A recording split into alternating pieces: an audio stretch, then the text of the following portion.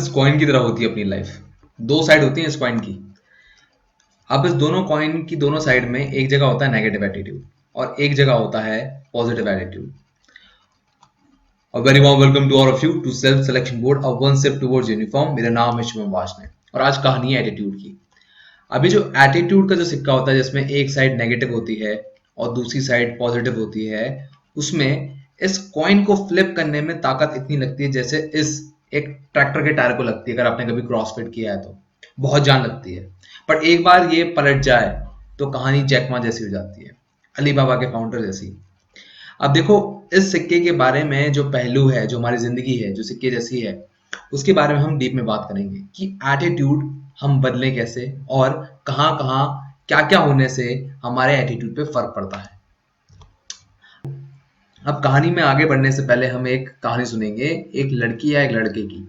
अब इस कहानी में क्या होता है, वो टीनेज में होते हैं और जो लड़का होता है वो ब्रेकअप कर लेता है लड़की से। लड़की प्यार में आके नस काट लेती है। अब फ्यूचर में वो डिसाइड करती है उसको आर्मी ऑफिसर बनना है या एयरफोर्स या नेवी ऑफिसर। अब ये जो लड़की है अब आर्मी ऑफिसर बनने का जो सोच रही है, ये बड़ा मुश्किल है उसके लिए, क्योंकि वो तो अंदर से बहुत ही कमजोर है, बहुत ही वीक पर्सनैलिटी है। अब वो वहां से आर्मी ऑफिसर बनेगी कैसे? क्योंकि जब आर्मी के इंटरव्यू में जाएगी और जब उसके हाथ में कट के मार्क देखे जाएंगे तो ऑफिसर समझ जाएगा कि यार इसने कभी सुसाइड अटेम्प्ट किया होगा। अब इस लड़की का ऑफिसर बनना पॉसिबल है, बस शर्त ये है बाउंस बैक करे। और बाउंस बैक वो वाला लेवल जो जैक मा का है। जब आप अपनी पर्सनैलिटी का कॉइन फ्लिप कर देते हो ना इस तरह से, तब आपकी जिंदगी अपने आप ही पलट जाती है। अब यहाँ से हम समझेंगे अशोक सर की बातें, जो कि psychtestmastery.com में साइकोलॉजिकल टेस्ट कंडक्ट करते हैं।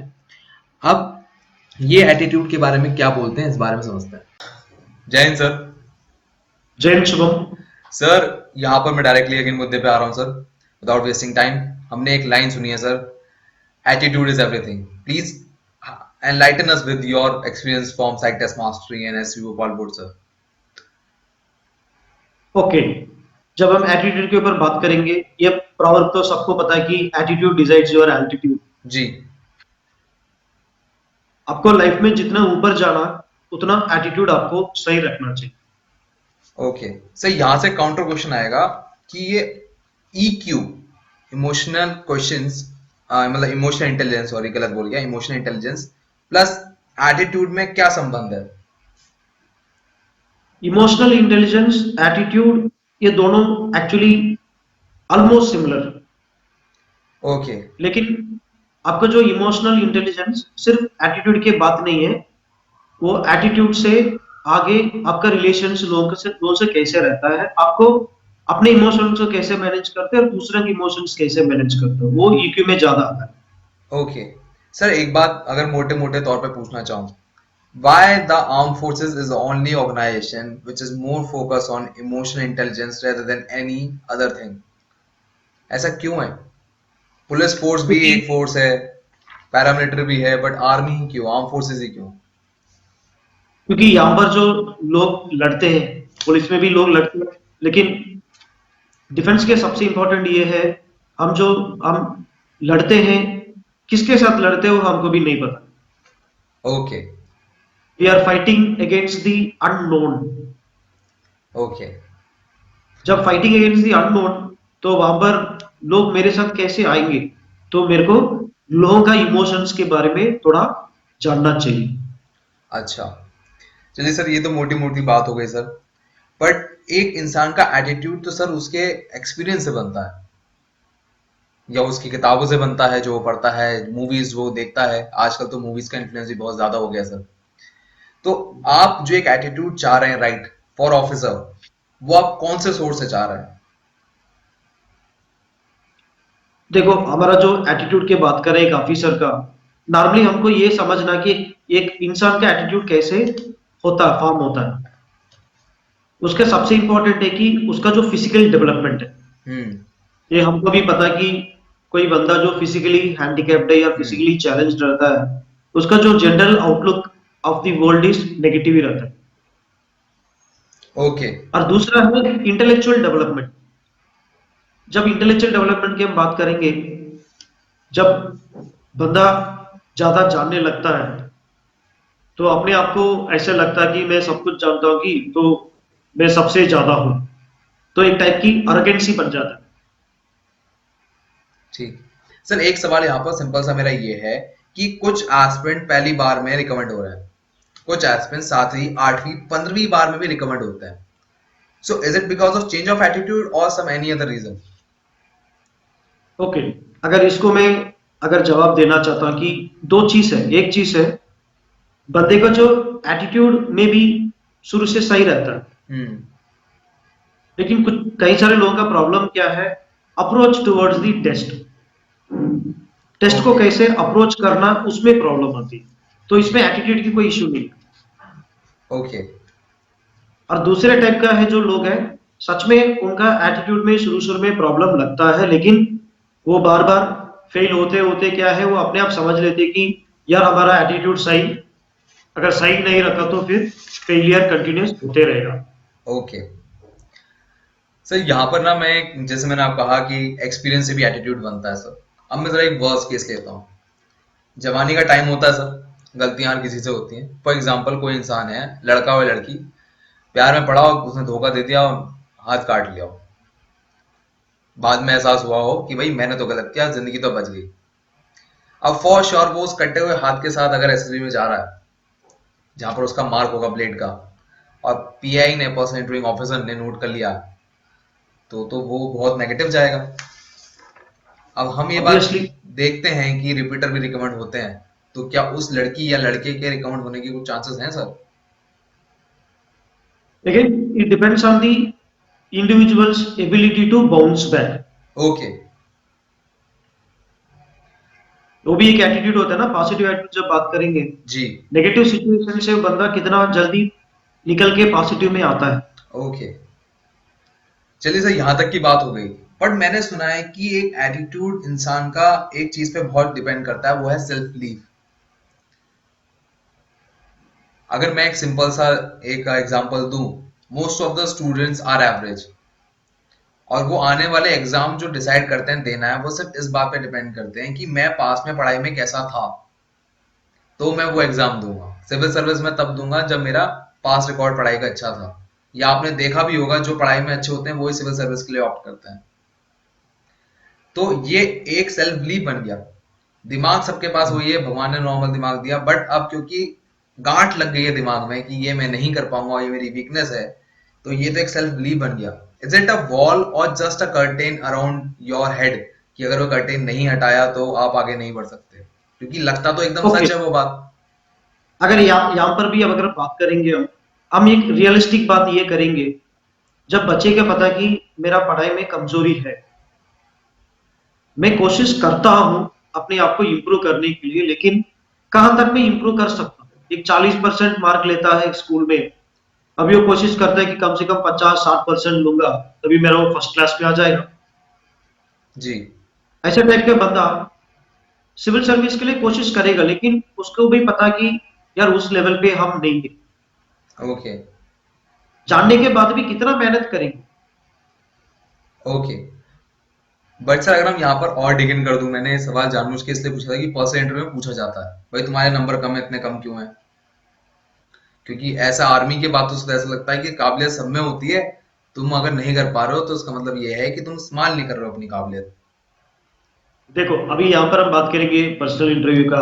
नॉर्मली इंटरव्यू इंटरव्यू ऑफिसर का क्या है, ठीक है भाई तुम्हारा पढ़ाई में मार्क्स कम हो गया, लेकिन क्यों कम हुआ, उसके समय तो क्या कर रहा था उस समय में। बंदा बोलता है कि सर मैं एनसीसी में था, मैं गेम्स खेलता था, स्पोर्ट्स खेलता था, मेरा पूरा ध्यान इसमें था। लेकिन कम से कम कुछ तो कंस्ट्रक्टिव किया ना बंदे। सर मैं आपकी बात समझ रहा हूँ, पर कई बार ये तो कहानियां बना भी दी जाती हैं पर्सनल इंटरव्यू में। ऑनेस्टली बात करें तो मोस्ट ऑफ द लोगों के साथ प्रॉब्लम होती है सेल्फ बिलीफ की, कि सेल्फ बिलीफ इतना स्ट्रांग नहीं था कि हम पढ़ाई में भी कुछ कर सकते हैं, इसलिए हमारा बेड़ा गर्क है। सो ये जो ऑब्स्टिकल्स होते हैं, ब्लॉक्स होते हैं, उनको कैसे तोड़ा जाए? अभी उसको तोड़ने के लिए आपके सबसे इंपॉर्टेंट है अपने आप भरोसा रखो अपने ऊपर। ओके।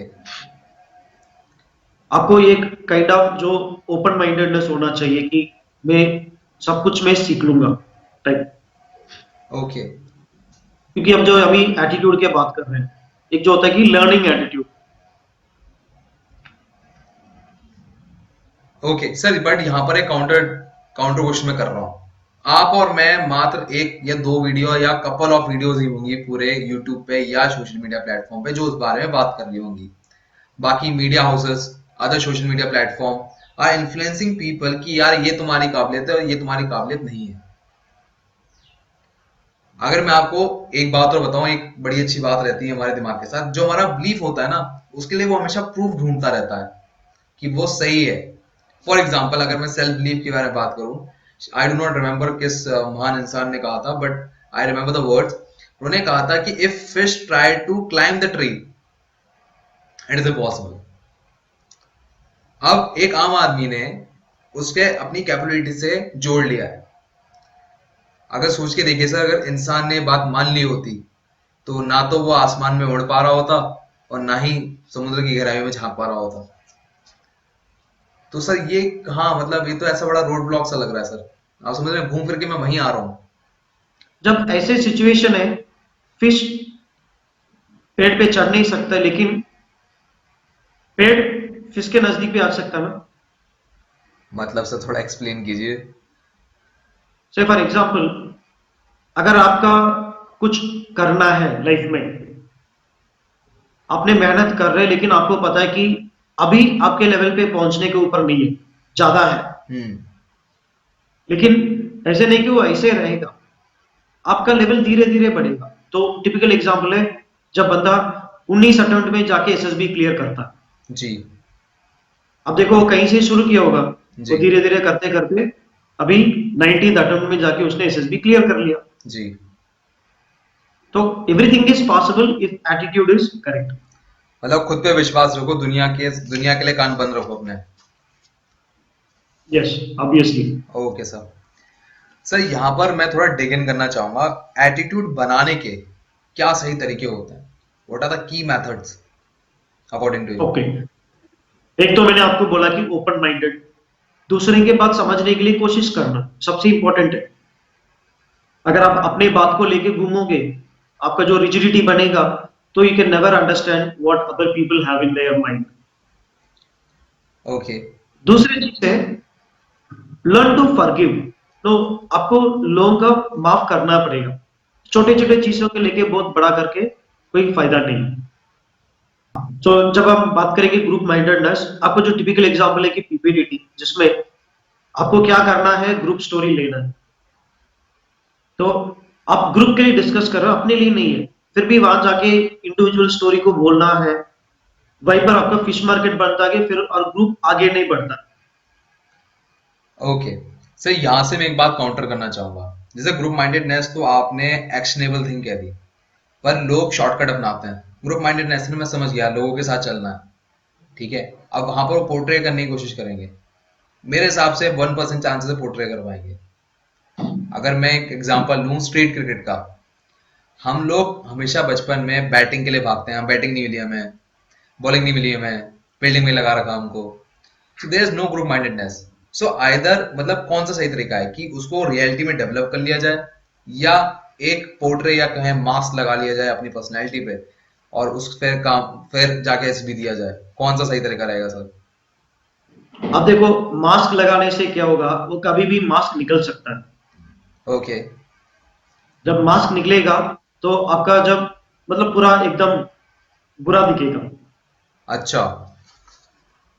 इससे बेटर आप क्या करो, अपना क्वालिटीज बदलने के लिए कोशिश करो, ओके। और अपने क्वालिटीज बदलने से लोगों को आप इन्फ्लुएंस करना पड़ेगा।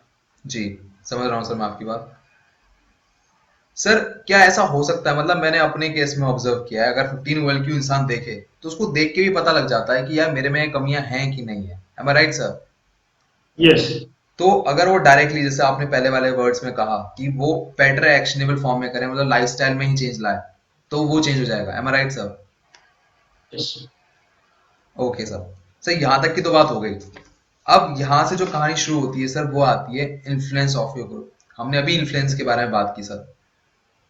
अब यहाँ पर इन्फ्लुएंस कैसे सर? सोच के देखिए, पर्सनल इंटरव्यू भी है जहाँ पर इंटरव्यूइंग ऑफिसर को इन्फ्लुएंस करना है, जीटीओ है जहाँ पर जो ग्रुप है उनको इन्फ्लुएंस करना है, साइकोलॉजी है वहां पर आपको इन्फ्लुएंस करना है कि भाई सर मान जाए, हमें पास कर दें किसी तरह से।